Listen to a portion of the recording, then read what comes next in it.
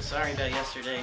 I did have to actually stop making this piece and move on to taking my dogs out and then going to the grocery store to pick up stuff for the week. But I came back and started working on this gauntlet again today, and I realized that there was a bit of an issue after I made my cutout.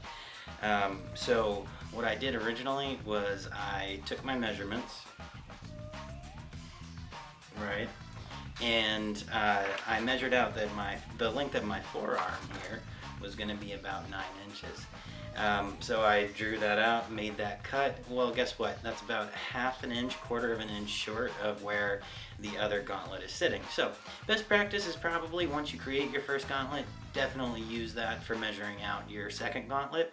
You know, the extra quarter of an inch really made a big difference in the looks, so I'm not going to go with that. So what I decided to do was, you know, I have that piece, I'm going to cut out another one of the exact same size, have a nice little shorter set of gauntlets. Okay, so we've done it right this time. We actually took the original gauntlet, put it on top of the leather, marked out what it should be, cut that out, rounded the edges, and now we have our basic shape, and it's the exact same size as the first gauntlet, which is really important. So what we're going to do now is we're actually going to burn our pattern.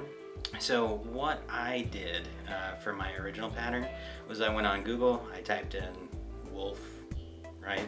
Found the one that I liked, printed it out, and then I used my razor blade to cut out the pieces I wanted to actually burn onto the gauntlet. So that's that. Let's get to it.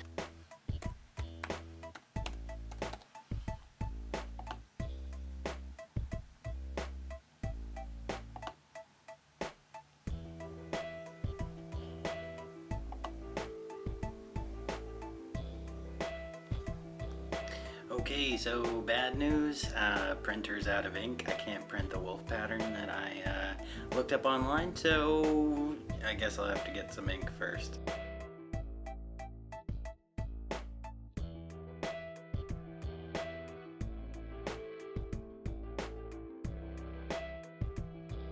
Alright guys, so next we are going to cut out the stencil of the wolf that we want to put on the gauntlets, so let's get to it.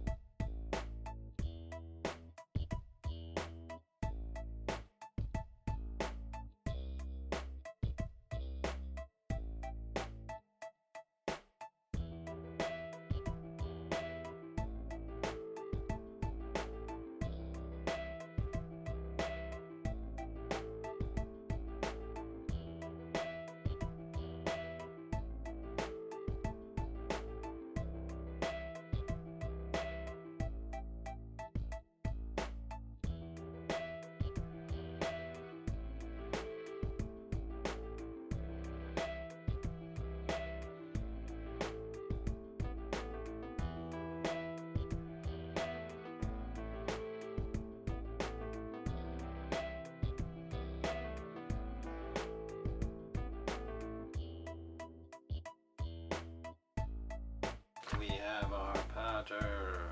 Again, if you've done one of these already, make sure that this is the right size when you print out your stencil.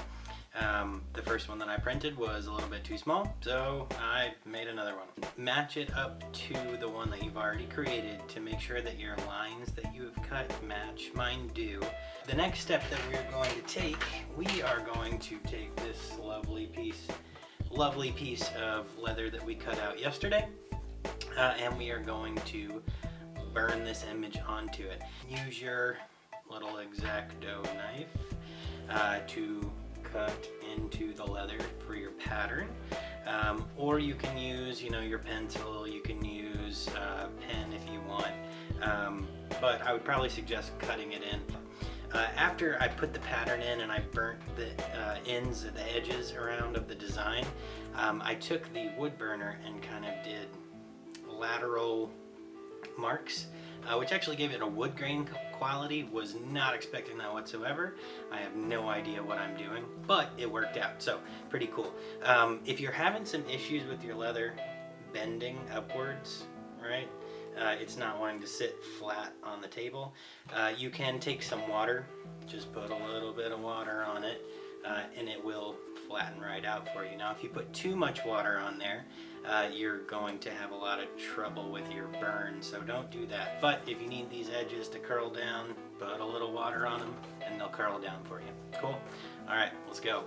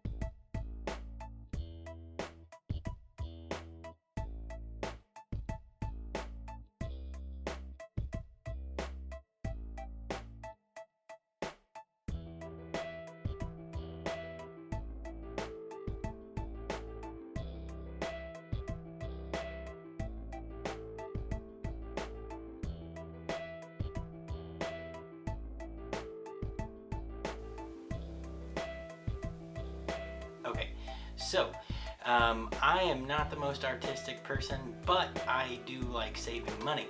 I don't know how you guys are. You might want to save the money, you might not care. So with this simple pattern, right, I decided to print it on computer paper and then, you know, scratch it onto the leather. If you wanted to do something like a dragon or something that has a ton of lines, they do make paper, almost kind of like the tattoo paper. I don't really know, I haven't bought it, but it will print out your design and you can transfer that onto your leather, and then you can burn it or you can cut it or you can whatever you're going to do with it. But I didn't want to pay the money, so simple design, print it on paper, cut it out with an X-Acto knife, scratch that onto the leather, and then burn it. And that's that. Now this next step that we're going to do, we are going to turn on our wood burner. Again, those are only about 10 bucks from Walmart. If you do have pets or small children or whatever, ghosts, definitely keep an eye on it. You never want to leave the wood burner alone. It gets up into the hundreds and hundreds of degrees. So be careful, keep an eye on it, and don't let your cats knock it on the carpet or your house will catch on fire. All right, let's do that. All right, so this is the wood burner from Walmart. It's only 10 bucks, but it will burn your house down. Be really careful with that. It does come with these nifty little tips. We are going to be using several of the tips. Okay, there we go. So this guy is what you want to put down and then put your wood burner on top of. Don't sit that anywhere except on this. All right.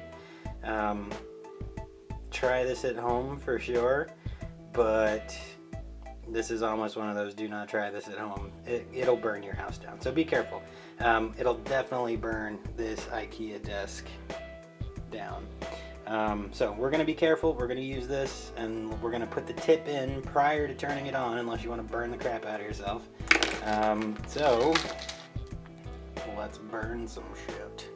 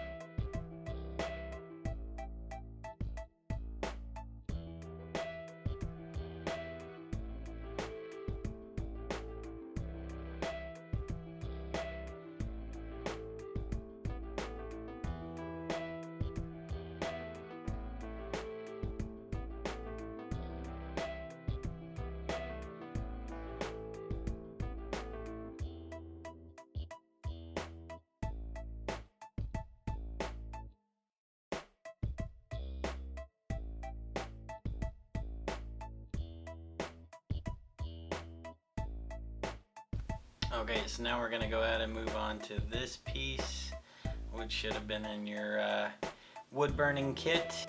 Now we're just gonna fill in a little bit of detail. I'm gonna work on filling in the nose a little bit better.